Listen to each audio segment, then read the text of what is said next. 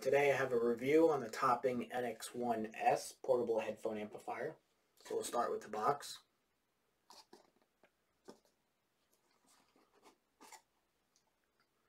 We have foam in there, and then right over here will be where the amp is sitting.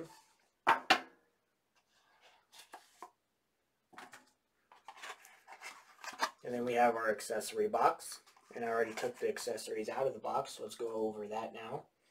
So they include 2 rubber bands to attach it to your phone, or you can use these Velcro pieces to stick it to your phone in the amp, and you can attach it that way. They have a silicone pad, so that way you can put that in between the phone and the amp so it doesn't slide or scratch. And then they also include a 3.5 to 3.5 audio cable. It's about 3 inches long. Now you also get a warranty card. And on the back here we have a brochure.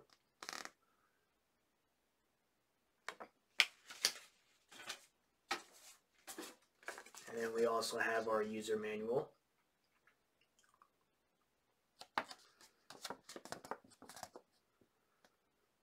And if you see it right over here where they list the accessories, you can see that it does not include a USB cable for charging.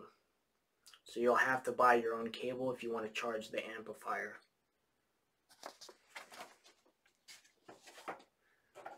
And that's it for the accessories. So here we have the amplifier. It is pretty thin. And it's also not very long, so it's pretty small. And they did not cheap out on the build quality. It's the same metal that they use on the NX4 or NX5. So that uses an all metal build quality. On the side here we have, you can see that they edged it out in like a square, so that way it gives you better grip on the edges. And then on the back here we have our high and low gain switch.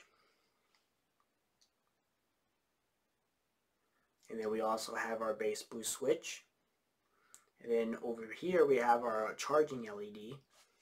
It turns red when it's charging, and when it's fully charged it turns off. And then this is where you plug in your micro USB cable to charge the unit. Now I charged this on my computer and it takes about 3 to 3.5 hours to charge it. And then the battery life can last up to about 40 hours. So they also did not cheap out on the battery life. Now it doesn't have as much power as an NX4 or an NX5. Now in the description down below I'll list the power requirements because I kind of forgot what is needed for high gain. But on low gain M1060Cs or 5.8x Sennheiser headphones, you need to get up to about 12 or just under 12 o'clock on low gain.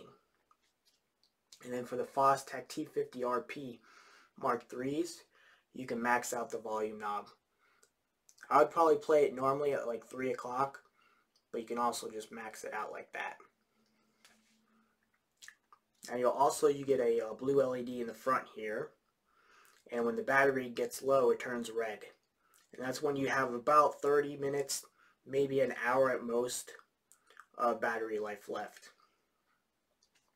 Now you can also see they use the same volume knob on the NX4 or NX5, but it's a lot smaller. So they went with a metal volume knob, so that's very good. And as you can see, there's 2 guards here. Now what that's good for is it protects the volume knob, and it also makes it harder to turn the volume because this is here. Now the negative to that is that it's also harder to turn when it's on your desk. And then we also have our line in here, and then we also have our headphone port here. So that's basically it. So let's go ahead and start with sound quality. Now I did most of my tests against the NX4 and the NX5, and then I finished off my testing in terms of sound quality I did a little bit of testing on the FIO K1, and I did a little bit more testing against the FIO A1.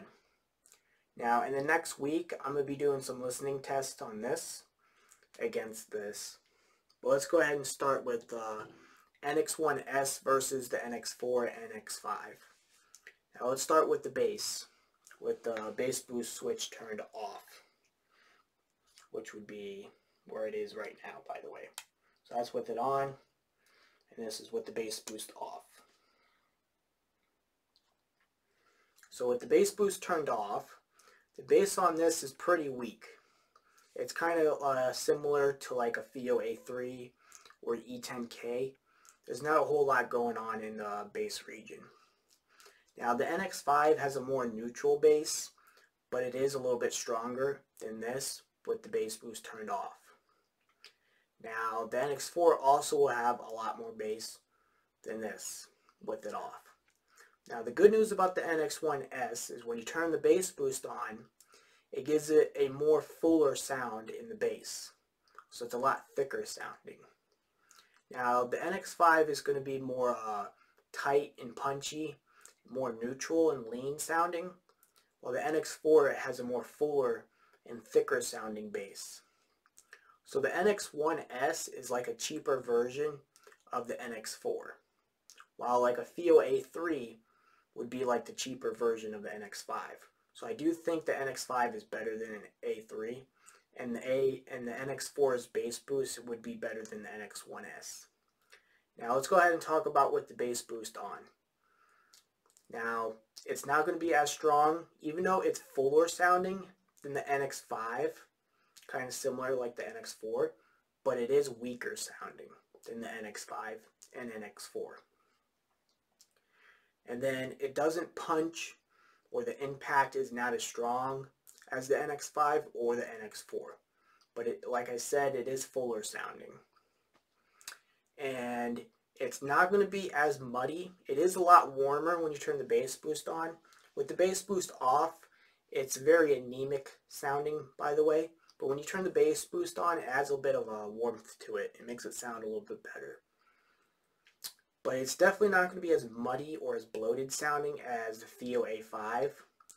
And to be honest, it's almost as good as the NX4. The NX4 is a little stronger. It also extends a little bit deeper, so you get a little more rumble and thump. And overall, the NX4 is more controlled and has better detail. So this comes across just a tiny bit bloated, and you don't get the best sound quality in terms of bass.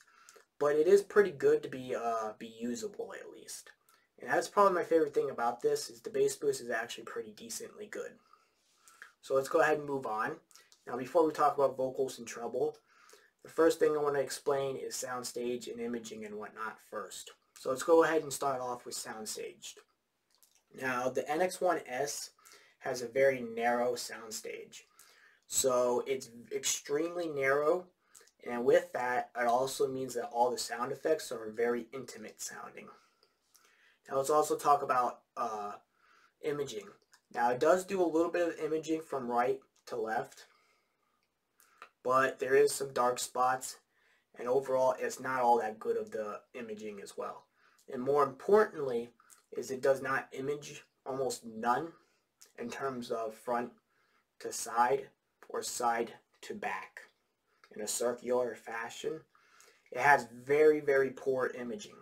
And with that, it also has very bad instrument separation. So let's say if you have a bunch of instruments in the right channel, they're all going to sound like they're coming from the same spot, which is right here on the side. So it has like no soundstage, no imaging from here, and overall the instrument separation is very bad. So everything sounds like it's coming from the same spot, and it's very narrow as well. Like there's no soundstage at all. So it's very intimate sounding. So when I talk about the vocals are also going to be sounding very intimate as well. Now, before we talk about the vocals, I do want to mention that it has good separation between the left and the right channel, but all the instruments that are in the left channel all sound like they're coming from one spot, and it's very narrow. Same thing with the right channel. All the instruments in the right channel are all coming from one spot. But the good news is there's good separation from left to right, but otherwise there's not much else going on. So let's go ahead and go back to the vocals now. So the vocals are going to be very forward sounding, very intimate. And then when I was testing my 5.8X Jubilees from Sennheiser, now the vocals will sound very hollow sounding, and that's another thing I want to mention. Everything, including bass or treble, just the whole audio spectrum, it comes across with very hollow sounding. And then the vocals have kind of like an underwater type sound to it. I wouldn't exactly say it's muffled or nasally. It just has like an underwater sound to it. It's not all that great. So the vocals are not very good on this. And then when we get to the treble, the good news is it's not dark, but at the same time it's not elevated. So the good news is I don't consider it bright or sharp. And even though it has very terrible, just like imaging and soundstage and whatnot, and vocals, the good news is it actually has some pretty good clarity and okay detail. So this does not sound muffled. So it does come across with decent clarity for the price, which by the way, the price is about 40 bucks. So if you get it on sale for like 30 or 20, it's okay. But there's other things I think is better than this. But the treble, it actually has some pretty good clarity. So it's okay. It's not really like muffled or muddy. I don't consider it, even with the bass boost on, it's a little muddy, a little bloated, but just a little bit. And I'd actually recommend you leave the bass boost on, because otherwise it sounds a little too hollow and just a little too anemic. And when you turn the bass boost on, it's still going to have a very hollow sound to it as well anyways. Anywho's, so overall the clarity is okay and the detail is okay, but everything else is just not very good. And that's basically everything I want to talk about the NX1s against the NX4 and then the NX5. Now for the next week, I'm going to be doing some comparisons against the FIO A1. So in about a week, I'm going to be doing a review on this. And this has a lot of issues with it as well. And sound quality wise, they're pretty close. And in terms of usability, I would rather take the NX1s. But I have a FIO K1. And as you can see, there's going to be no built-in battery and no features in terms of bass boost or volume control. But in terms of, and it has a built-in DAC, by the way, which by the way, this is only an amp. But sound quality on this is way better. Like, I test one song and then immediately you know that this sounds better than both the FIO A1 and the NX1s. So that's basically it. Now, so I'd probably, if you want to spend under $50, I'd probably rather recommend the FIO K1 if you don't care about the usability of this. And then if you're going to spend a little bit more money, I'd recommend you get a FIO Q1 Mark II. That's definitely going to have better sound quality than this. And if you spend a little bit more and you want a portable, then I would recommend the NX4. And I don't have a review out for the FIO Q5, but that's one of the best things that I have. So if you want to spend a little bit more, you can get that. And then for desktop use, I really like the Topping A30. It is by far a lot better than this. So for 40 bucks, I don't really recommend this because, you know, you got the FIO K1, and then for a little bit more money, you could just get a Q1 Mark II. So otherwise, that's about it. If you have any questions, please leave them in the comment section down below. Otherwise, thank you for watching.